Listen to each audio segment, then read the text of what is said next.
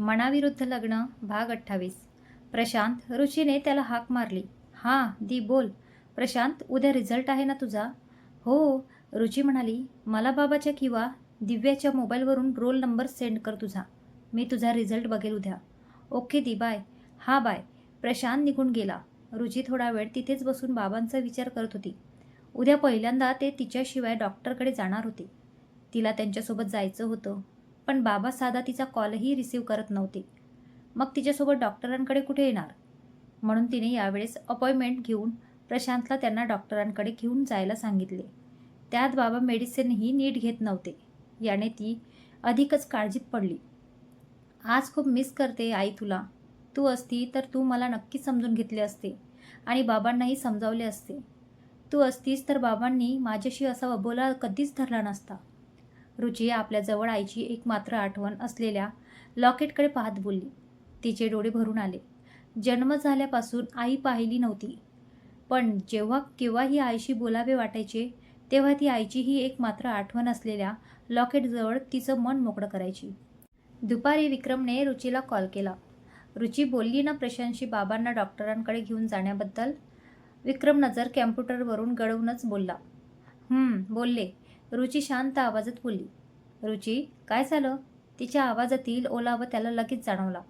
त्याने कॅम्प्युटरवरील नजर हटवून कॉलकडे लक्ष केंद्रित केले. विक्रम म्हणाला, बोलतील ना रे माझ्याशी? रुची जड आवाजात बोलली. रुची. विक्रम हतबलतेने बोलला. ती नेहमी त्याला बाबा तिच्याशी कधी बोलतील हेच विचारायची, आणि तोही नेहमी तिला आज नाही तर उद्या बाबा नक्की बोलतील म्हणून समजावून सांगायचा. दुसरं काहीतरी असलं तरी बाबावर खूप जीव होता तिचा, आणि हे एवढ्यात त्यालाही कळलं होतं. पण तो तरी काय करू शकणार होता? त्याने प्रयत्न करूनही रामराव तिच्याशी बोलायला तयार नव्हते. त्यांच्याही तिच्यावर तेवढाच जीव होता. दिव्या आणि प्रशांतपेक्षा तिला जास्त जपायचे ते, पण यावेळेस त्यांनीही मन कठोर बनवले होते. संध्याकाळी रुची घरी आली. रुची म्हणाली, सौम्य गेला का आई त्याच्या मित्राच्या घरी? हो ग बाई गेला.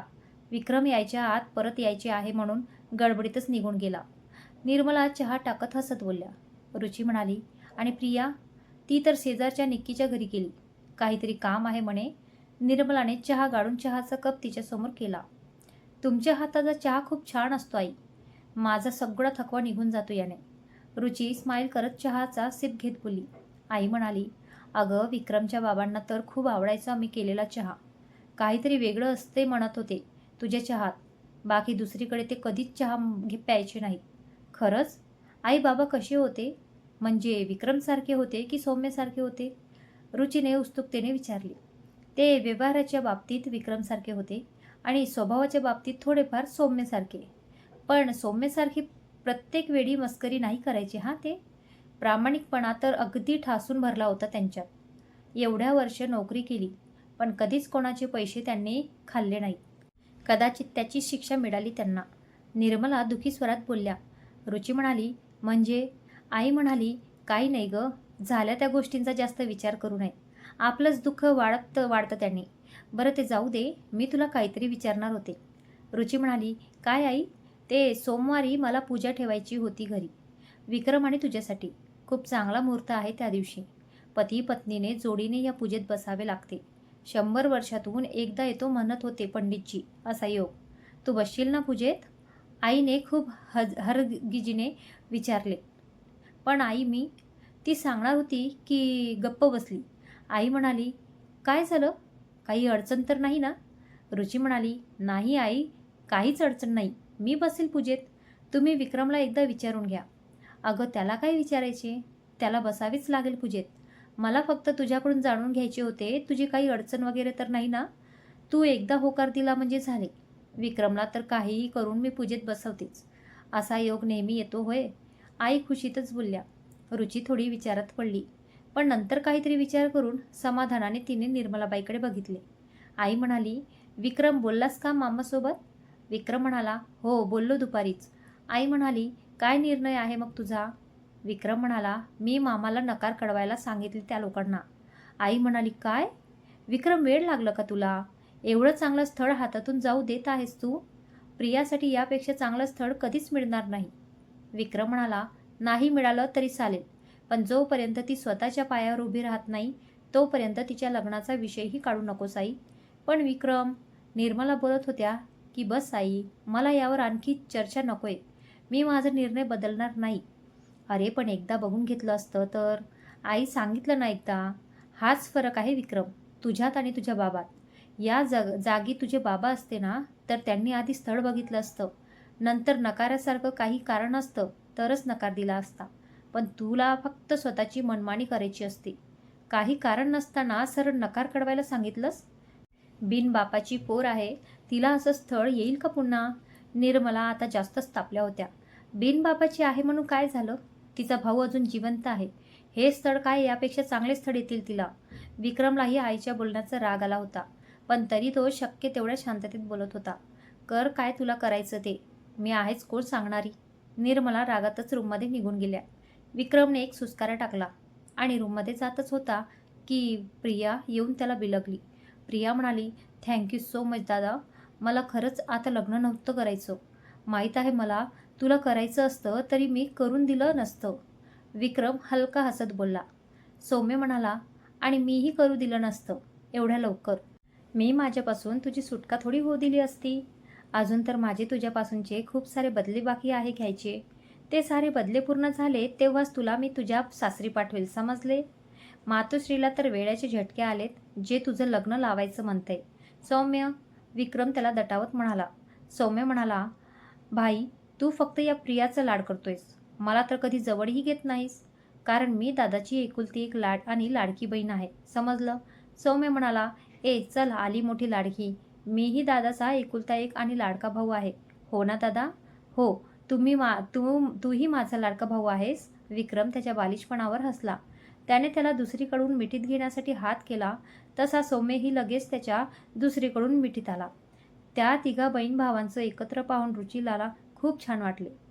त्या तिघांचे प्रेम असेच राहो म्हणून तिने त्यांच्याकडे बघतच देवाकडे मनोमन प्रार्थना केली. चला आता जेवायचे नाही का, की एकमेकांच्या प्रेमानेच पोट भरणार आहात? रुचिता डोळ्यांच्या आपल्या ओलावलेल्या कळा पुसत बोलली. तसे सर्व जेवायला बसले. विक्रमही फ्रेश होऊन जेवायला आला. रुचीने निर्मलाला जेवणासाठी हाक मारली. निर्मला म्हणाली, मला भूक नाहीये रुची, तुम्ही जेवून घ्या. रुचिता म्हणाली, उपाशीपोटी झोपणे चांगले नसते आई, तुम्हीच बोलल्या होत्या ना. निर्मला म्हणाली, मला आता काही समजावू नकोस रुची, मला भूक नाही. लागली तर जेवेल मी नंतर. त्या ऐकतच नव्हत्या, म्हणून रुची निराश होतच जेवायला आली. सर्व डायनिंग टेबलवर आईची वाटच पाहत बसले होते. विक्रमने तिच्याकडे प्रश्नार्थक नजरेने पाहिले. रुचीने नकारात मान हलवली. प्रिया म्हणाली, मी बोलावून आणू का वहिनी आईला, मी समजावेल तर येईल ती. रुचिता म्हणाली, नको प्रिया, तुम्ही जेवून घ्या, थोड्या शांत झाल्या की येईल त्याही. तसे सर्व जेवून लागले. विक्रम दोनच चपात्या खाऊन उठला. आई त्याच्याने जेवत नाहीये पाहून त्यालाही जेवण गेलंच नाही. बाकीचेही नेहमीपेक्षा कमीच जेवले. हाच फरक आहे विक्रम, तुझ्यात आणि तुझ्या बाबात. या जागी तुझे बाबा असते तर त्यांनी आधी स्थळ बघितलं असतं, नंतर नकारासारखं काही कारण असतं तरच नकार दिला असता. पण तुला फक्त स्वतःची मनमानी करायची असते. काही कारण नसताना सरळ नकार कळवायला सांगितलंस. बिन बापाची पोर आहे, तिला असं स्थळ येईल का पुन्हा? आईच्या त्या प्रत्येक शब्दाने त्याच्या हृदयात सुई टोचल्यासारखे वाटत होते. कुटुंबासाठी कितीही धडपड केली तरी बाबांची कमी तो कधीच पूर्ण करू शकत नाही, याची सल त्याला बोचत होती. तो हाताची घडी घालून खिडकीतून दूरवर बघत आपल्याच विचारात हरवला होता. रुची आल्याचेही त्याला कळले नाही. एवढा विचारात तो गढून गेला होता की रुचीने त्याला पाठमोरीच मिठी मारून डोकं त्याच्या पाठीवर ठेवले. तेव्हा कुठे तो भानावर आला, पण तरीही तो तिला काही न बोलता तसाच उभा होता. रुचिता म्हणाली, आईच्या बोलण्याचा विचार करतोयस? तो काहीच बोलला नाही. निर्मलाच्या बोलण्याने तो हर्ट झाला होता. रुचिता म्हणाली, आई रागात बोलून गेल्या विक्रम, त्यांचं इंटेन्शन तुला हर्ट करायचं नव्हतं. विक्रम म्हणाला, विक्रम इकडे बघ. रुचीने त्याला स्वतःकडे वळवून त्याचा चेहरा उंजळीत घेतला. आई चुकीचं बोलल्या असल्या तरी प्रिया बाबतीत त्या त्यांच्या जागी बरोबर आहे विक्रम. एकुलती एक मुलगी आहे, त्यांना तिची काळजी वाटेलच ना. त्या ज्या काळात वाढल्या आहेत त्यांना हे वय वगैरे खूप मोठं कारण नाही वाटत नकार देण्यासाठी. आपली मुलगी कशी सुखात राहील बस एवढंच त्यांना कळतं.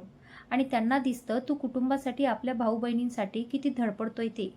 एवढ्या लवकर चांगलं स्थळ मिळून प्रियाचं लग्न झालं तर तुझीच पुढे होणारी ओढाताण कमी होईल, याचाच त्यांनी आधी विचार केला असेल ना.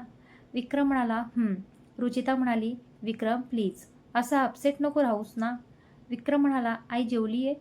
रुचिता म्हणाली, नाही अजून. बोलले मी, पण तरी नाही जेवल्या. रुचिता म्हणाली, तसा तो रूमबाहेर जाऊ लागला. विक्रम म्हणाला, आईला ताट घेऊन जातो जेवणाचं. ती जेवली की येतो परत लगेच. तसे रुचीच्या चेहऱ्यावर हसू फुलले. काहीही झाले तरी आईची त्याला किती काळजी आहे हे तिला माहीत होतं. विक्रम जेवणाचं ताट घेऊन निर्मलाच्या रूमजवळ आला. प्रिया अजून रूममध्ये यायची असल्याने रूम उघडीच होती. निर्मला बेडवर झोपल्या होत्या. आई, विक्रमने निर्मलाला हाक मारली. निर्मलाला जाग आली तरी त्यांनी त्याला ओ दिला नाही, पण मनोमन जणू त्या त्याचीच वाट पाहत होत्या. विक्रम म्हणाला, आई मी ताट आणलंय, जेवून घे. निर्मला म्हणाली, मला भूक नाहीये.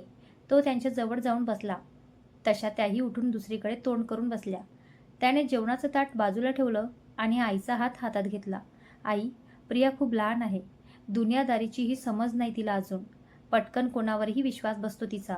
अशा वेळी तिचं लग्न केलं आणि तू म्हटल्याप्रमाणे तो मुलगा चांगलाही असेल, पण देव न करो तिच्या आयुष्यात कधी मोठं वादळ आलं, अचानक तिच्या नवऱ्याला काही झालं तर. तो ते बोलताच निर्मला त्याच्या हातातून हात काढून त्याच्याकडे पाहू लागल्या. त्यांना आपल्या मुलीसोबत असं काही होईल याची कल्पनाही करवली नाही. हे आयुष्य आहे आई, पुढे काय होईल हे कोणीही सांगू शकत नाही. बाबा अचानक असे जातील कोणाला वाटलं होतं का?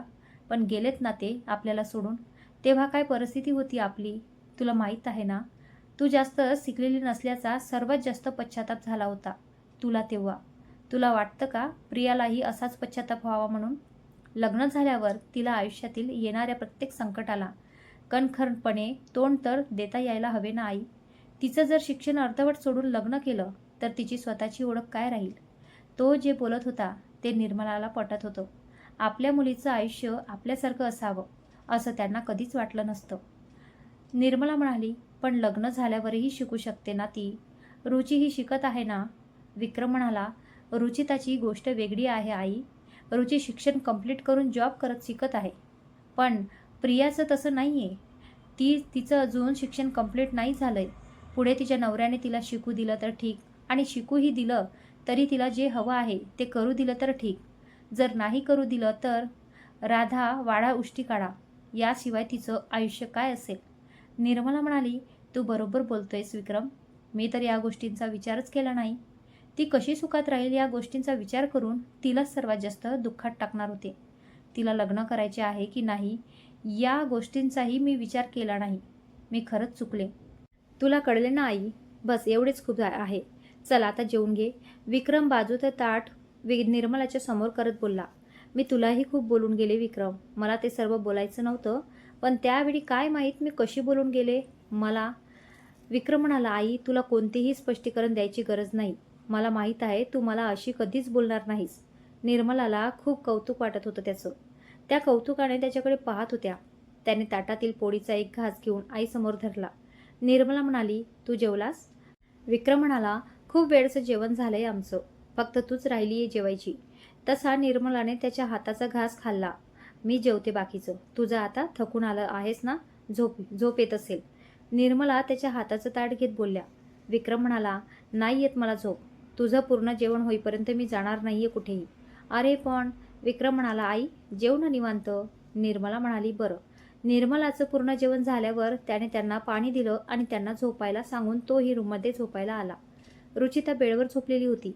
विक्रमही रूममधील लाईट ऑफ करून तिच्या बाजूला पडला. तिच्या जवळ सरकून त्याने तिला मिठीत घेतलं. तशी रुचीही त्याला बिलगली. जेवल्या आई? रुचीने झोपेतच विचारले. जेवली. तो तिच्या केसांच्या बटांना व्यवस्थित मागे करत उतरला. तिच्या केसांना कुरवडत तोही कधीतरी झोपेच्या अधीन झाला. प्रशांतने रुचीने म्हटल्याप्रमाणे तिची शपथ देऊन रामरावांना डॉक्टरजवळ नेले. सोबत निर्मलाही आल्या होत्या. थोडंफार नेहमीचं चेकअप करून डॉक्टरांनी त्यांना मेडिसिन नीट वेळेवर घ्यायचे आणि नियमित काही योगासने करायचे इंस्ट्रक्शन्स दिले. रुचीने संध्याकाळी डॉक्टर अवस्थीला बाबाच्या हेल्थबद्दल विचारायला कॉल केला. ते मेडिसिन्स रेग्युलर घेत नाहीये.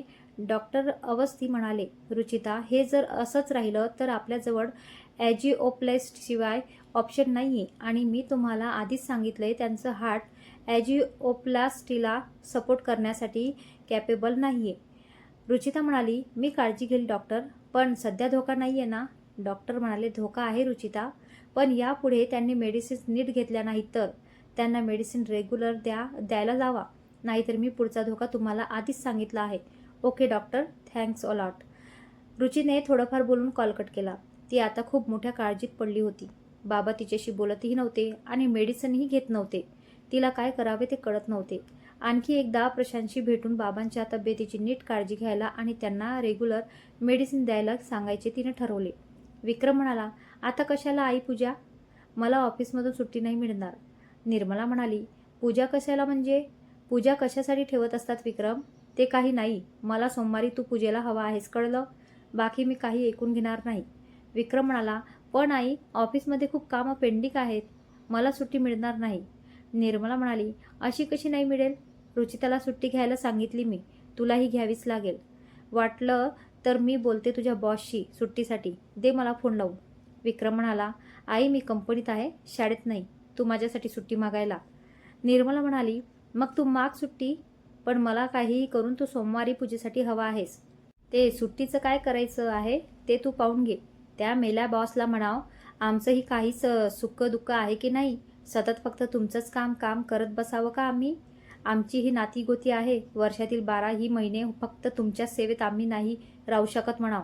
बरं सांगतो. विक्रम आईचं काहीही नाही होऊ शकत या अर्थी मान हलवत बोलला. निर्मला म्हणाली, त्या दीपकलाही सांग पूजेला यायचं. त्याच्या आईला सांगितलं मी तसं. दोघंही असतील तर बरं होईल. तेवढीच भेट होईल. किती दिवस झाले ना त्यांची भेट आहे ना त्यांच्या आईशी. बरं सांगून बघेल मी. विक्रम शूज घालत बोलला.